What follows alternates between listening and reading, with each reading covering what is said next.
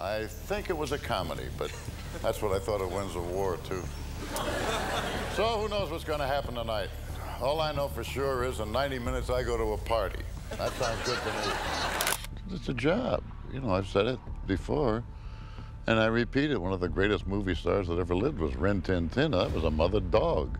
His own son accused him of destroying his career. His daughter witnessed him threaten to beat a producer's face in. His wife almost left him after years of affairs with Hollywood's biggest stars. Now, Robert Mitchum's family is finally telling the dark secrets they've kept hidden for decades. From the shocking truth about his jail time to the mysterious foundation no one knew existed. This is the story that will make you see the tough guy legend in a whole new light. Robert Mitchum's life didn't begin like a Hollywood story.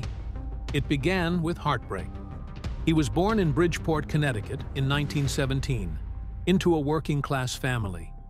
His father worked in shipyards and on railroads to make ends meet. But in 1919, when Mitchum was not even 2 years old, his father died in a brutal accident at a rail yard. His mother, now a widow with 3 children, had no choice but to move back to Connecticut and start over. She remarried a former naval officer who helped raise the kids while she worked at a newspaper. But from a young age, Robert showed signs that he wouldn't follow a normal path. He was wild, always fighting, always testing limits. His mother eventually sent him and his brother to live on a farm in Delaware, thinking it would calm him down. It didn't. He got expelled from school and ran away at just 11. By 13, he was living with his sister in New York's Hell's Kitchen. That didn't last either. Another expulsion, another fight. And just like that, Robert Mitchum hit the road for good. He became a full-time drifter during the Great Depression. He hopped freight trains, slept under bridges, and worked odd jobs, whatever he could find. He dug ditches, boxed in back alleys, worked farms. Life was rough. He was hungry. He was injured so badly once that he almost lost a leg. But this wasn't just aimless wandering. These years shaped him. They hardened him. They made him real. And during his recovery from one injury, he met Dorothy Spence, the girl who would eventually become his wife. Mitchum's most controversial tale from this time came from Georgia. At just 14, he claimed he was arrested for vagrancy and sent to a chain gang. He said the labor was brutal and the guards were worse, and he claimed he escaped. Whether the whole story was true or not, he stuck to it his entire life.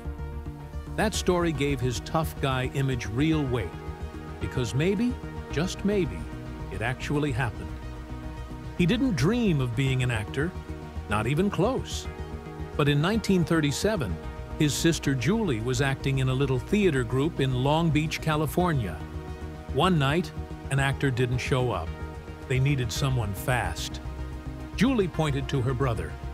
Robert stepped in. That's how it all started. By accident. One role led to another. Soon he was acting regularly, even writing plays for kids. He got noticed. His mother pushed him to keep going. In 1939, he even wrote music for a benefit show produced by Orson Welles. Without trying, the drifter was becoming an artist. By 1943, Mitchum was all over the screen, usually getting punched off a horse in B-westerns. He appeared in 7 Hopalong Cassidy films that year alone, always playing the bad guy. He also showed up in war movies, comedies, and anything else they would give him. He worked like a machine, 19 movies in 1 year. That grind taught him how to act without acting, how to be present without trying too hard. That became his signature. In 1944, he signed a contract with RKO Pictures.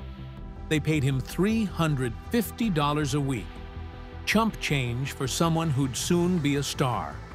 But they saw the spark. His first lead role came in Nevada, followed by West of the Pecos. Both movies were small westerns, but Mitchum stood out. His quiet strength, his rugged charm, it all felt different from the typical Hollywood hero. RKO had locked him in on the cheap, and they knew it. Then came the story of G.I. Joe. Mitchum played a war-weary officer with depth and soul. The movie didn't glorify war, it showed the exhaustion, the fear, the loyalty. His performance was so real, it earned him an Oscar nomination. General Eisenhower even called it the best war movie ever made. And just like that, Robert Mitchum went from cowboy henchman to serious actor. But just as the movie hit theaters, Mitchum was drafted into the Army. Life was imitating art. He didn't see combat. He worked as a medic and spent most of his time joking with other soldiers. 8 months later, he was discharged. He came back to find that the story of G.I. Joe had turned him into a movie star. Now the studios wanted him everywhere. He had the face of a fighter, the voice of a skeptic, and the walk of a man who'd seen too much. He didn't need to pretend to be tough. He was tough. Hollywood tried to polish him up, but Mitchum never let them. In 1947, when he played Jeff Bailey in Out of the Past, it didn't just make him famous, it changed film noir forever. He wasn't the loud, dramatic kind of actor. Instead, he spoke softly, moved slowly, and made you believe he'd seen too much of life already. He played a former private eye trying to escape his past, but trouble found him anyway. Critics called him smooth, confident, and dangerous all at once. The way he lit cigarette after cigarette, never seeming to care, became part of the character's charm. Roger Ebert later said Mitchum's tired eyes and slow voice made him the perfect noir hero, someone who seemed calm on the outside but could explode at any moment. That cool, quiet style influenced a generation of actors who all wanted to be just like him. At the same time, Mitchum's career was blowing up. After Pursuit and Crossfire did well in 1947, he became one of RKO's top stars. The studio knew they had to pay him more, and they did, doubling his salary from $1,500 to $3,000 a week. Just 3 years earlier, he'd been making $350 a week. Now he was earning almost 10 times that. The contract was a big deal, not just with RKO, but also with David O. Selznick, who had bought part of Mitchum's contract earlier. This new deal put Mitchum in a powerful position, right before trouble hit. Robert Mitchum never saw it coming. He was one of Hollywood's hottest stars in 1948, making $3,000 a week and riding high on success. But one night in late August, everything changed. Mitchum walked into a house in Laurel Canyon, just looking to relax. What he didn't know was that the house had been under secret police surveillance for 8 months. Officers were waiting in the shadows. The place was bugged. The location had been chosen because it was hidden, far from neighbors, and surrounded by trees. It wasn't a coincidence. The police had planned this for months, and Mitchum had unknowingly walked straight into the trap. This wasn't just a random drug bust. It was part of a bigger plan to crack down on Hollywood. The police had been watching other celebrities too, but most of them got warnings. Mitchum didn't. When the officers stormed in, he didn't fight it. He admitted it on the spot. "I've been smoking marijuana for years," he said. "I knew I'd get caught sooner or later. I'm ruined." He was honest, too honest, and in front of the press, he didn't hide. "Yes, boys, I was smoking when they came in," he told reporters. That kind of honesty was rare, but it also made the story explode. Headlines around the world carried the news. Robert Mitchum, the movie star, caught with dope. Things got worse fast. At the jail, a reporter asked him what his job was. Mitchum quietly said. Former actor. He thought it was over. He was stripped, shackled, and examined by a psychiatrist. That same day, he had to cancel a speech for National Youth Day. The irony wasn't lost on anyone. His arrest was already huge news, but what followed turned it into something unforgettable. On February 16, 1949, Mitchum began serving a 43-day sentence at a prison farm in Castaic. It sounded like a country retreat, but it wasn't. He woke up at 5 a.m., worked all day making concrete blocks, and barely got time to rest. I think the ideal would be to be very successful at your job and be totally unrecognizable on the street. I think that's the ultimate. Life magazine photographers came in to capture him in a prison uniform, mopping floors and milking cows. These images were printed everywhere. For a man who had just been nominated for an Oscar, this was a nightmare. But Mitchum didn't lose his wit. He joked that jail was like Palm Springs, but without the riffraff, and claimed the other inmates voted him Mr. Cement Block of 1949. Still, the truth was rougher.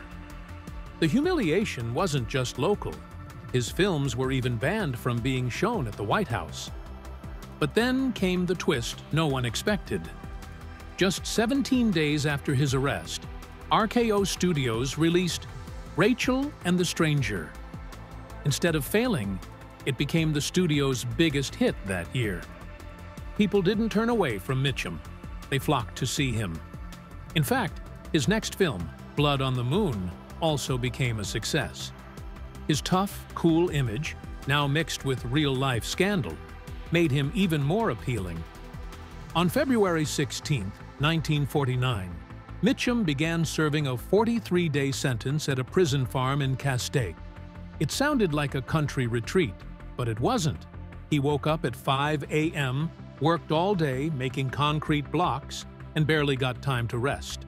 Life magazine photographers came in to capture him in a prison uniform, mopping floors and milking cows. These images were printed everywhere. For a man who had just been nominated for an Oscar, this was a nightmare. But Mitchum didn't lose his wit. He joked that jail was like Palm Springs, but without the riffraff, and claimed the other inmates voted him Mr. Cement Block of 1949.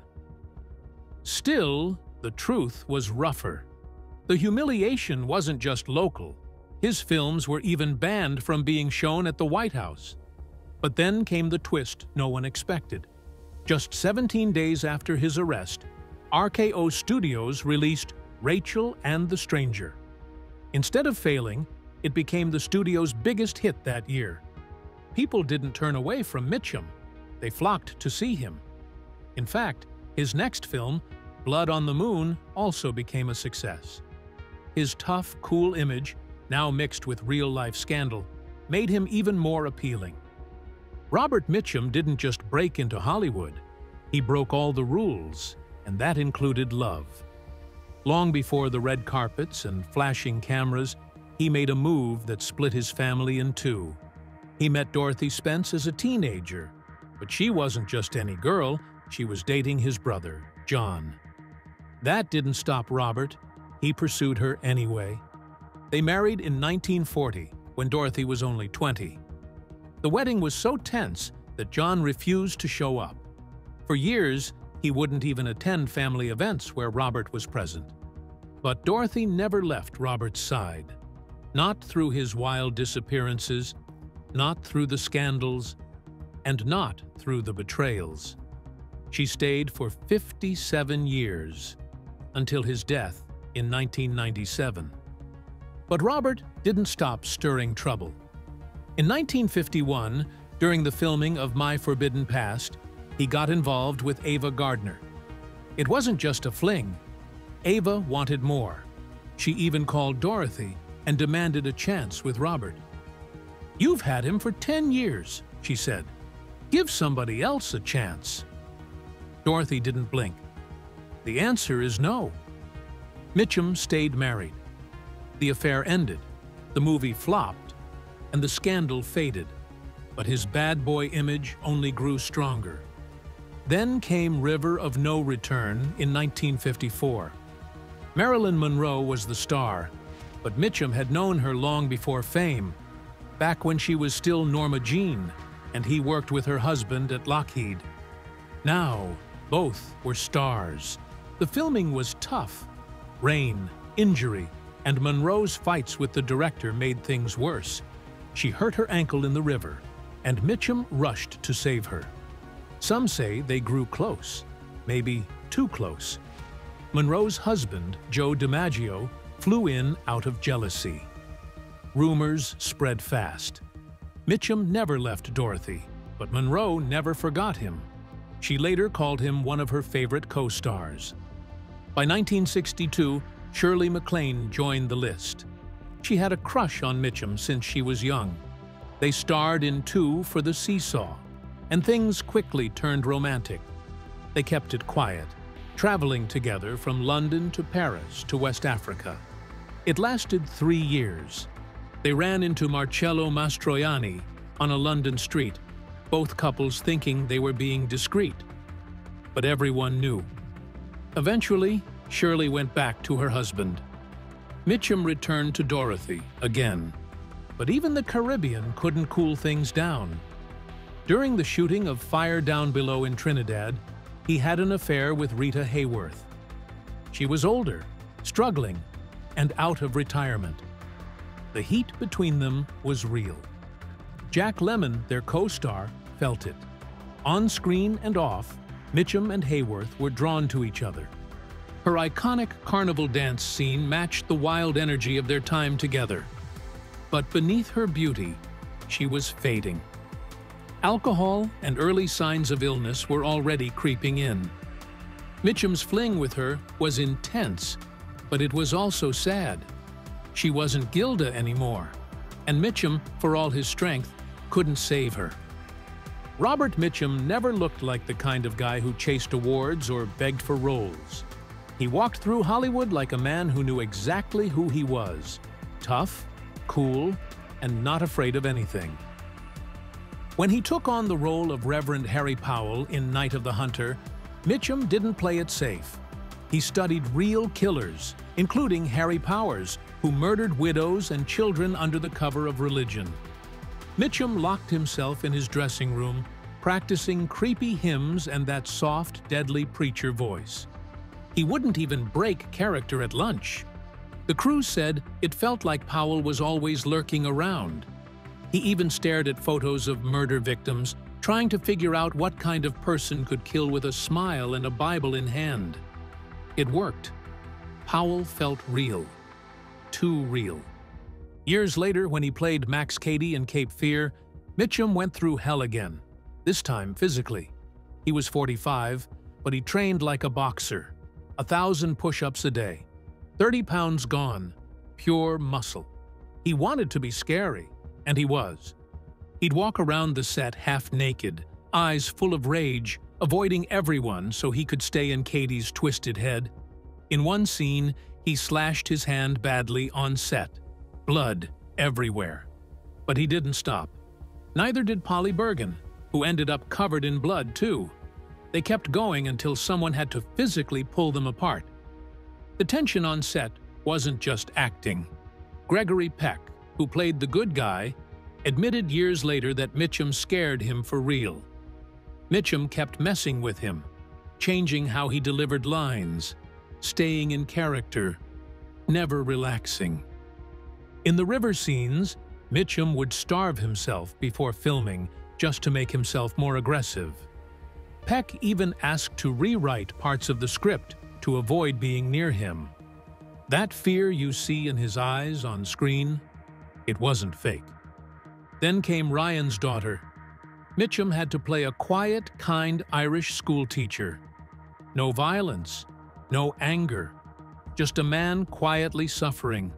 But the role demanded more from him than most of his tough guy parts.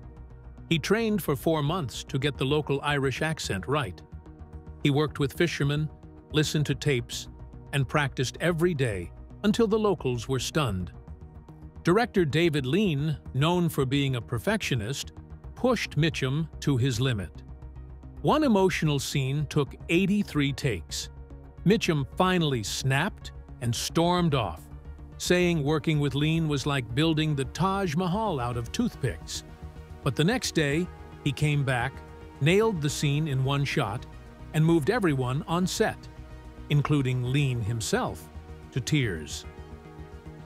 In The Friends of Eddie Coyle, Mitchum aged himself on purpose, gained nearly 30 pounds on beer and donuts, took out his dentures, slept in a beat-up car during the shoot to get into the mindset of a small-time crook with nothing left. Local criminals even thought he was one of them. He wouldn't let the makeup team touch his face. He wanted every wrinkle, every shadow, every bit of wear and tear to show. He wasn't just acting anymore. He was Eddie Coyle. By the 80s, Hollywood was shifting. Younger stars were taking over, and most older actors clung to whatever film roles they could find. But Mitchum took a gamble no one expected. He went to television. In The Winds of War, he played a naval officer who watched history unfold across World War II. He took a pay cut and bet everything on the show doing well. It paid off. Over 140 million people watched. It became the most-watched miniseries at the time, and Mitchum was everywhere again. On screens, on posters, in newspapers. He had reinvented himself when everyone thought he was finished. Back in 1956, while filming in Trinidad and Tobago, Mitchum fell in love with calypso music. Most actors would have just played tourist. Not him. He listened closely, met the real legends like Mighty Sparrow and Lord Melody, and started writing his own songs. His album, Calypso, Is Like So, came out in 1957. It wasn't just a random celebrity side project, it was legit. He nailed the accents, the rhythm, even the slang. And the songs? He wrote them all. The album got good sales, and Capitol Records even brought it back with one of his later hits, The Ballad of Thunder Road. Even Frank Sinatra once said Mitchum knew more about music than most professionals he'd ever met. But music wasn't where it stopped. Mitchum also wrote poetry. Not some scribbled movie star poems either. Real, complex, personal work. He started writing in 1939 and kept going for nearly 60 years. No one really knew about it until 2001, 4 years after he died. That's when his daughter-in-law found over 200 poems in old notebooks. Some were written during long nights on set. Others during the short time he spent in jail in 1948. He wrote about fame, death, time, and love. One poem he wrote the night Marilyn Monroe died shook even the toughest critics. He even played with hard poetic forms, villanelles, sestinas, stuff you wouldn't expect from a guy who made a living throwing punches on camera. And tucked between those serious verses were quiet love notes to his wife, Dorothy. It was a side of him nobody ever saw. Then there's the part of his life no one talked about while he was alive, his secret giving. In the early 1950s, he created the Durman Foundation, using his middle name to stay hidden. He donated millions to children's hospitals across California, including building a burn treatment center at Children's Hospital Los Angeles after a young stuntman got hurt. For over 30 years, that center helped kids, and no one knew Mitchum paid for it. He also helped veterans. After acting in the story of G.I. Joe, he felt a deep connection to real soldiers. From the mid-1940s to the end of his life, he quietly paid rent and medical bills for homeless vets from World War II and the Korean War. And after 2 USO tours in Vietnam, he set up a college fund for the children of wounded soldiers. More than 200 students graduated thanks to that fund, and Mitchum never asked for credit. Robert Mitchum was known for playing tough guys on screen, but his real life was a maze of contradictions. He was cool and distant, yet deeply loyal. He didn't always show love with words, but it was there, in quiet, strange ways. He rarely hugged his kids, but when his son Jimmy didn't write home, Mitchum would hover near the mailbox, pretending not to care while asking about it every day. Once, when he thought his son Chris was drowning, he ran to save him, missed the pool, and knocked himself out cold. Chris just shrugged and asked why he did it, as if that kind of chaos was normal. Mitchum also sat on the floor for hours, fixing broken model airplanes, and took his daughter Patrine on long drives to look at the ocean, because she liked it. He didn't always act like a father, but he always cared like one. But being Robert Mitchum's son wasn't easy. Christopher, his second child, learned that the hard way. He had a strong start in Hollywood, acting alongside John Wayne and winning awards. Then, suddenly, nothing. Casting directors wouldn't even see him. One finally told him the truth. He had worked with Wayne, and that made him untouchable. Word was that Robert himself had quietly sabotaged his son's career, afraid of what fame might do to him. Christopher never got a straight answer, but it hurt. Mitchum, in trying to shield his son from Hollywood's dark side, may have blocked his future without ever saying it out loud. The relationship with his oldest son, James, reached a breaking point in 1965. Robert had been drinking heavily for days when James decided he'd had enough. He brought medical reports and cornered his father at their farm. At first, Mitchum cracked a joke about having 2 kidneys, but the moment landed. That night started his first serious attempt at sobriety. It didn't last forever, but it was a rare time when the child became the parent. And Mitchum listened. Years later, he would check himself into the Betty Ford Center, but that moment with James was the first crack in the armor. When it came to his daughter, Mitchum didn't joke around. Patrine was his only girl, and he protected her fiercely. At a Hollywood party, a producer got too close. Mitchum cornered him in the bathroom, grabbed his lapels, and threatened to rearrange his face so badly they'd need dental records to identify him. That wasn't an act. He brought Patrine on film sets, even when she was a baby, just to keep her close. He wanted her safe, even if it meant dragging diapers and bottles to the wilds of Canada. He never said much, but his actions were loud. His wife, Dorothy, saw it all. She had been there from the start, since before he was famous, before the scandals, before the affairs with women like Rita Hayworth and Ava Gardner. For years, she put up with it. But in 1970, she hit her limit. At their Maryland home, she handed him divorce papers and gave him a choice: get help or she'd leave. He was shocked. She had stuck through jail time, headlines, and heartbreak.